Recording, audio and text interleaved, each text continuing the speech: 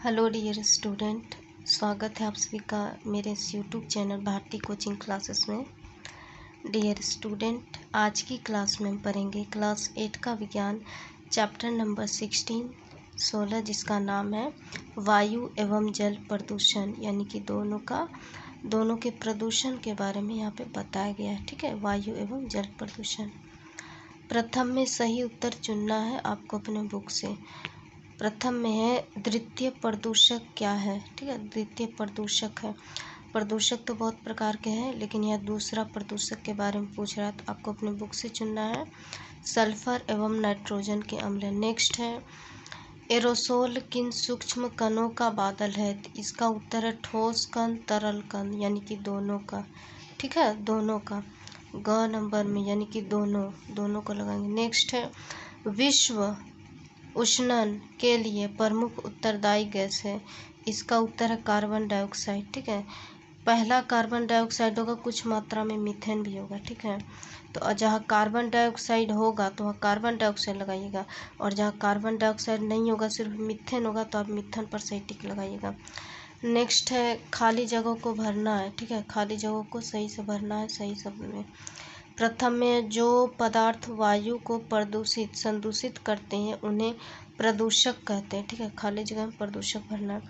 Next है वायु प्रदूषण के कारण श्वास संबंधी रोग हो सकते हैं। ठीक है, यहाँ श्वास भरना है। नेक्स्ट है कार्बन मोनोऑक्साइड एक विषैले गैस है जो रक्त में O2 ढोने की क्षमता घटा देती है, यानी कि वो ये जो ऑक्सीजन है उसका मात्रा जो है घटा देता है। ठीक है, कार्बन मोनोऑक्साइड। नेक्स्ट है धूम कोहरा धूल और धुएं से मिलकर बनता है। ठीक है, धूम कोहरा जो होता है वो धूल और धुएं से बनता है। नेक्स्ट है CFC गैस के द्वारा ओजोन परत का क्षय होता है। ठीक है, ओजोन परत। ठीक है, क्लोरोफ्लोरोकार्बन। डियर स्टूडेंट, ये CFC जो आप देख रहे हैं इसका स्पेलिंग होता है क्लोरोफ्लोरोकार्बन। ठीक है, नेक्स्ट है विश्व तापन से आप क्या समझते थे। इसका उत्तर है बढ़ते हुए पौधाघर प्रभाव के कारण पृथ्वी के ताप का बढ़ना विश्व तापन कहलाता है। पौधाघर प्रभाव जिसका हम इंग्लिश में बोलते हैं, जिसको हम ग्रीन हाउस इफेक्ट। ठीक है, जब ये बढ़ना शुरू हो जाता है ज़्यादा मात्रा में, तो इसका ताप जो है पृथ्वी के ताप में, मतलब पृथ्वी का ताप को खराब कर देता है, जिसके कारण विश्व तापन होना, यानी कि ये जो तापमान जो है यहाँ का, ये वर्ल्ड का, पृथ्वी का, वो खराब होने लगता है। ठीक है, तो इसी प्रक्रिया को बोलते हैं विश्व तापन। नेक्स्ट है CNG और LPG का विस्तारित रूप लिखिए। इनका उपयोग किस प्रकार प्रदूषण कम करने में सहायक होता है, यानी कि पूछ रहा है। तो पहले तो CNG का होता है कंप्रेस्ड नेचुरल गैस, जिसका हिंदी होता है संपीड़ित प्राकृतिक गैस। नेक्स्ट है LPG लिक्विड पेट्रोलियम गैस, जिसका हिंदी होता है द्रवित पेट्रोलियम गैस।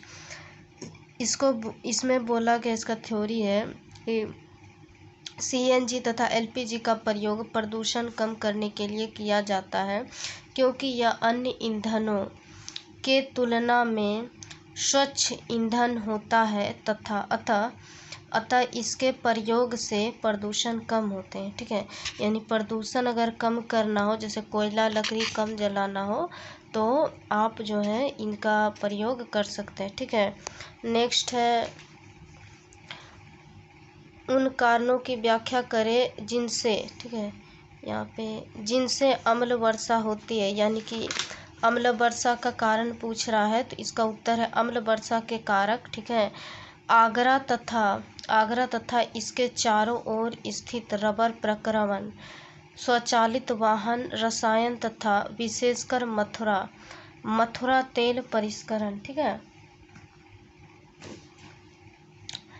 मथुरा तेल परिष्करण जैसे उद्योग, सल्फर डाइऑक्साइड तथा नाइट्रोजन। ठीक है, यहाँ पे नाइट्रोजन है, नाइट्रोजन, ठीक है, डाइऑक्साइड जैसे प्रदूषकों को उत्पन्न करने के लिए उत्तरदायी रहे हैं। ये गैसें वायुमंडल में उपस्थित जलवाष्प से अभिक्रिया करके सल्फ्यूरिक, ठीक है, यहाँ पे सल्फ्यूरिक अम्ल तथा नाइट्रिक अम्ल बनाती है। ये वर्षा, ठीक है, ये वर्षा को अम्लीय बनाकर वर्षा के साथ पृथ्वी पर बरस जाती है, इसे अम्ल वर्षा कहते हैं। ठीक है, अम्ल वर्षा का परिभाषा आप देख सकते हैं कि अम्ल वर्षा किसे कहा गया है। ठीक है, ठीक।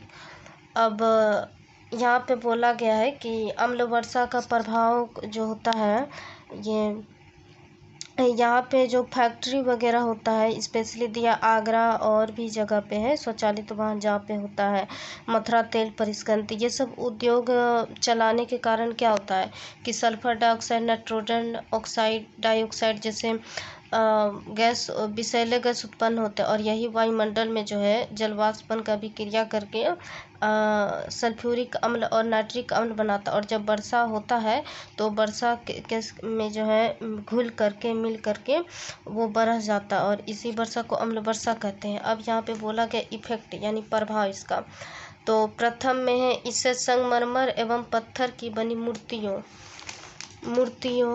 एवं भवनों का क्षरण होता है, जैसे कि ताजमहल।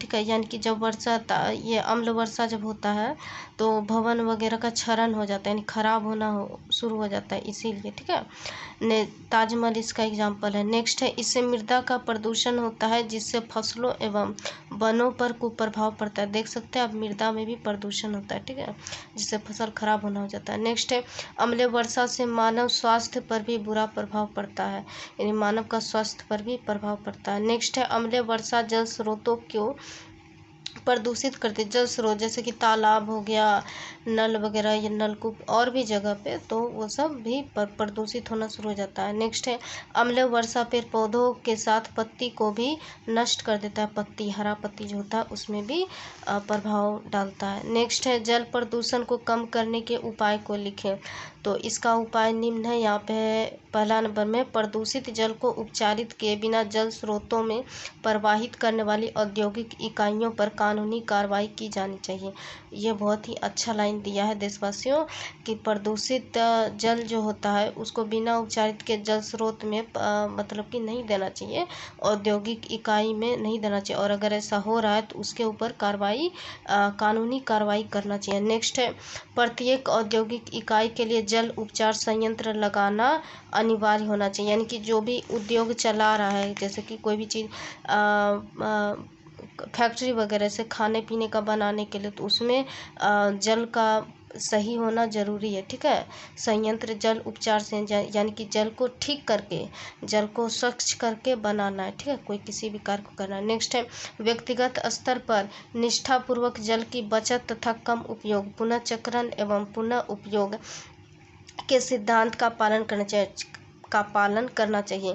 डियर स्टूडेंट, हमने पिछले वीडियो में बताया था कि 4R का सिद्धांत हर मानव के लिए बहुत ज़रूरी होता है, तो यहाँ पर भी कुछ जल प्रदूषण को कम करने के लिए 4R का इस्तेमाल करने के लिए क्या कहा गया है, कम उपयोग, पुनःचक्रण, पुनः उपयोग। ठीक है, और बचत भी करना है। ठीक है, सेविंग भी करना है जल का, इसीलिए तो कहते हैं जल जीवन है। ठीक है, और जल के बिना जीवन अधूरा है, तो अवश्य जल को बचाएं और उसका सही तरीका से उपयोग करें देशवासियों। ठीक है, नेक्स्ट है जल संरक्षण पद्धतियों को दैनिक जीवन में जोड़ना, यानी जल संरक्षण, जल को सही ढंग से उपयोग करना और इसका आदत बनाना कि हाँ हमें इस प्रकार से उपयोग करना है जल का। ठीक है, क्योंकि जल ही जीवन है, ये हमें कभी नहीं भूलना चाहिए। नेक्स्ट है वायु प्रदूषण को कम करने के लिए क्या क्या उपाय करना चाहिए, तो इसका उपाय निम्न है।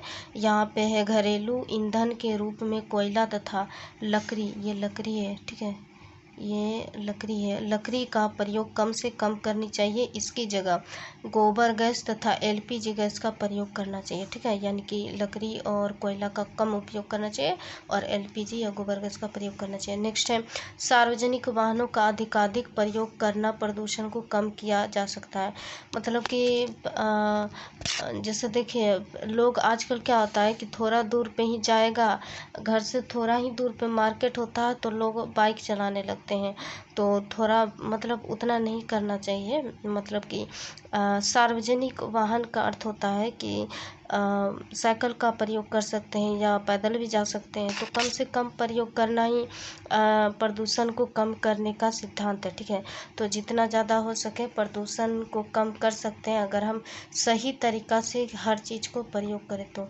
नेक्स्ट, साइकिल ई रिक्शा के उपयोग को बढ़ावा मिलना चाहिए, यानी कि साइकिल या रिक्शा का प्रयोग करना चाहिए। थोड़ा ही दूर जाने के लिए हमेशा बाइक का आवश्यकता नहीं है, कभी लोगों को पैदल भी चलना चाहिए। पैदल चलना तो सबसे ज़्यादा फायदेमंद होता है, या साइकिल भी ले सकते हैं। ठीक है, नेक्स्ट है बृहद पैमाने पर वृक्षारोपण करना। वृक्षारोपण बहुत ज़रूरी है, जिससे कि वायु प्रदूषण से भी हो सकता है। नेक्स्ट है पेयजल के अशुद्ध होने से क्या क्या परेशानियाँ हैं। ठीक है, परेशानियाँ हो सकती है, यानी कि पेयजल अशुद्ध होने पे, यानी पीने वाला पानी अगर अशुद्ध है, खराब हो, तो क्या परेशानी होता है। तो इसका उत्तर है पेयजल के अशुद्ध होने से प्राणियों के लिए तरह तरह की परेशानियां उत्पन्न हो सकती है, जैसे हिपेटाइटिस। ठीक है, हिपेटाइटिस, गले की बीमारियां, पाचन तंत्र की बीमारियां, त्वचा तथा नेत्र संबंधी रोग। यानी कि मुख्य रूप से देखा जाए तो अगर पेयजल अशुद्ध है, पीने वाला पानी, तो हम बीमारी से पीड़ित हो सकते हैं। तो ये अति आवश्यक है, किसी भी जल को स्वच्छ करके पीना चाहिए। ठीक है, हर मनुष्य को। नेक्स्ट है हरित गृह प्रभाव हमारे लिए लाभदायक और हानिकारक दोनों कैसे, यानी कि ग्रीन हाउस इफेक्ट कैसे हम ये बोलेंगे कि यह हमारे लाभदायक है और हानिकारक दोनों है। इसका उत्तर है हरित गृह प्रभाव के कारण पृथ्वी का वायुमंडल गर्म रहता है, जिससे सजीवों को ऊष्मा प्राप्त होती रहती है। अतः हम कह सकते हैं कि हरित गृह प्रभाव हमारे लिए लाभदायक है। यानी कि लाभदायक तब होता है जब हम ऊष्मा उसका प्राप्त करते हैं, यहाँ का जीव प्राप्त करना शुरू कर देता है, प्राप्त करता है, तब वो लाभदायक होता है। अब हानिकारक कैसे होता है भाई, तो देखते हैं इसमें किंतु आजकल, यहाँ पे आजकल दिया हुआ है, किंतु आजकल CO2 की मात्रा बहुत अधिक बढ़ गई है, जिससे पृथ्वी का वायुमंडल भी बहुत अधिक गर्म होता है। CO2 means that carbon dioxide का मात्रा बढ़ गया है, जिससे कि यहाँ पर वायुमंडल का जो प्रभाव हो वो बहुत गर्म होते रहा है। ठीक है, गर्म होता जा रहा है। अतः पृथ्वी का बहुत अधिक गर्म होना हमारे लिए हानिकारक है। यानी कि वायुमंडल को भी सेव करके रखना आवश्यक है, ताकि हमारा तापमान अगर सही रहेगा तभी हर मनुष्य सही से रह पाएगा। ठीक है, तो डियर स्टूडेंट, आपका ये चैप्टर नंबर 16, ठीक है, चैप्टर नंबर 16 जो है इस वीडियो में कंप्लीट होता है। ठीक है,